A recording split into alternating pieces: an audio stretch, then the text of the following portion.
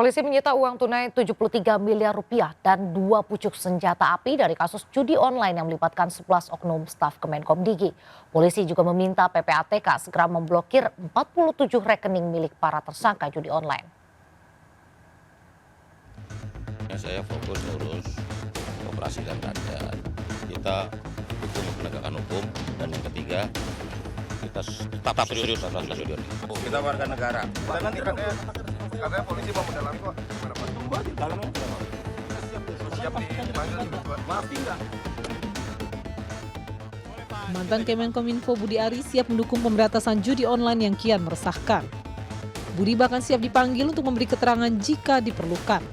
Pasalnya kepada media, Budi juga mengaku mengenal 11 pegawai Kemenkomdigi tersangka dalam judi online yang kini telah dinonaktifkan. Foto kedekatan Budi Ari dengan staf Kemenkomdigi, salah satu tersangka judi online Adi Kismanto, bahkan viral di media sosial.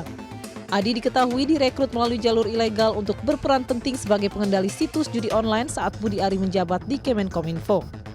Sementara selain masih memburu 2 DPO lain dalam kasus judi online, polisi kini telah menyita sejumlah barang bukti uang tunai senilai 73 miliar rupiah, 2 buah senjata api, 16 unit kendaraan roda 4 unit bangunan hingga 11 unit jam tangan mewah. Polisi juga mengajukan pemblokiran terhadap 47 rekening milik para pelaku ke PPATK. Kemudian penyidik juga telah mengajukan pemblokiran terhadap 47 rekening milik para tersangka dan sedang menginventarisir rekening website judi online untuk selanjutnya dilakukan pemblokiran. Sementara dampak judi online bukan hanya berisiko bagi finansial pemain, namun juga mental dan emosi pemain yang bisa berpengaruh negatif kepada lingkungan, terutama keluarga terdekat. Sayangnya Kementerian Komunikasi dan Digital yang seharusnya menjadi garda terdepan pemberantasan judi online justru terlibat dalam pusaran mafia judol. Tim Liputan iNews melaporkan. Presiden Prabowo melalui Kementerian Komunikasi dan Digital meminta kasus judi online segera diberantas hingga tuntas. Kepada Menkomdigi Mutia Hafidz, Prabowo juga menginstruksikan pemberantasan judi online tidak boleh ada kong kali kong. Tadi sampaikan juga di dalam rapat bahwa yang menjadi korban adalah masyarakat kecil. Ini kenapa beliau menaruh perhatian besar dan kembali disampaikan oleh beliau dalam rapat kabinet hari ini. Arahannya tidak boleh ada yang kong kali kong, tidak boleh ada yang membacking. Jadi beliau ingin ini betul-betul selesai, bekerja sama para lintas kementerian, lintas lembaga termasuk Polri, Kejaksaan Agung, Kemkomdigi, Kemenkopolkam, dan kebetulan kami dan Kapolri juga sudah amat sering berkomunikasi, dan kemarin di bawah Menko Polkam juga kita sudah melakukan rapat, bahkan mengeluarkan atau memutuskan ada des khusus. Pemirsa, polisi menyita uang tunai 73 miliar rupiah dan menemukan 2 pucuk senjata api dari kasus judi online yang melibatkan 11 oknum staf Kemenkomdigi.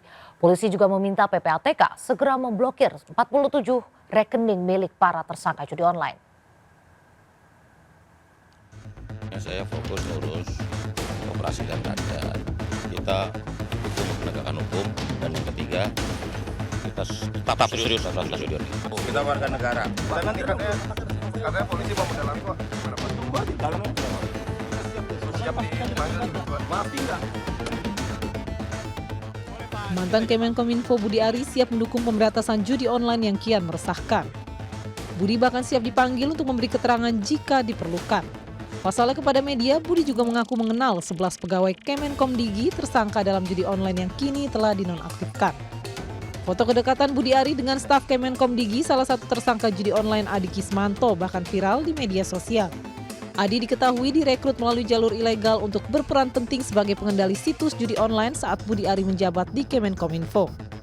Sementara selain masih memburu 2 DPO lain dalam kasus judi online, polisi kini telah menyita sejumlah barang bukti uang tunai senilai 73 miliar rupiah, 2 buah senjata api, 16 unit kendaraan roda 4 unit bangunan hingga 11 unit jam tangan mewah.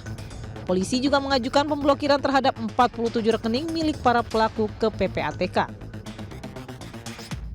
Kemudian penyidik juga telah mengajukan pemblokiran terhadap 47 rekening milik para tersangka dan sedang menginventarisir rekening website judi online untuk selanjutnya dilakukan pemblokiran.